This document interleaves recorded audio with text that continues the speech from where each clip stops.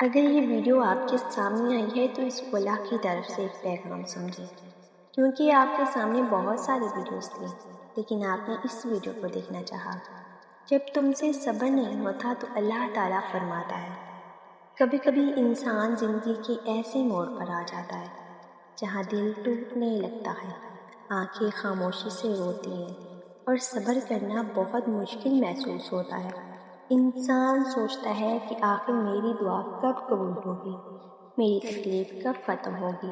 ایسے وقت میں اللہ اپنے بندے کو تنہا نہیں چھوڑتا بلکہ قرآن کے ذریعے تسلی دیتا ہے۔ اللہ تعالیٰ فرماتا ہے، اور صبر کرو، بے شک اللہ صبر کرنے والوں کے ساتھ ہے۔ یہ آیت ہمیں یاد دلاتی ہے کہ جب پوری دنیا ساتھ چھوڑ جائے تب بھی اللہ صبر کرنے والے بندے کو ساتھ ہوتا ہے۔ انسان کی آزمائش جتنی بڑی ہوتی ہے، اللہ کی رحمت اس سے کہیں زیادہ قریب ہوتی ہے۔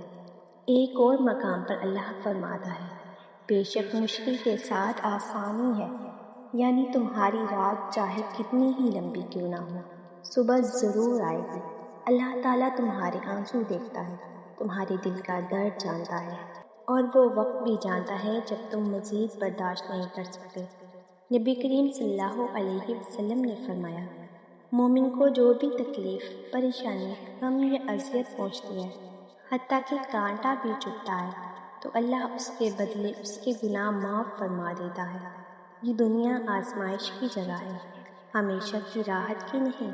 کبھی اللہ دیر اس لیے کرتا ہے تاکہ بندہ اس کے زیادہ قریب ہو جائے، کبھی دعا فوراً قبول نہیں ہوتی کیونکہ اللہ تمہارے لیے اس سے بہتر فیصلہ لکھ چکا ہوتا ہے۔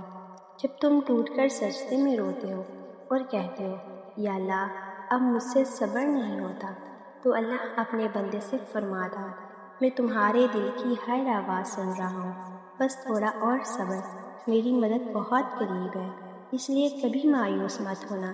جو اللہ حضرت ایوب کی تکلیف ختم کر سکتا ہے، جو حضرت یوسف کو کنویں سے تک پہنچا سکتا ہے، وہ تمہاری زندگی بھی بدل سکتا ہے۔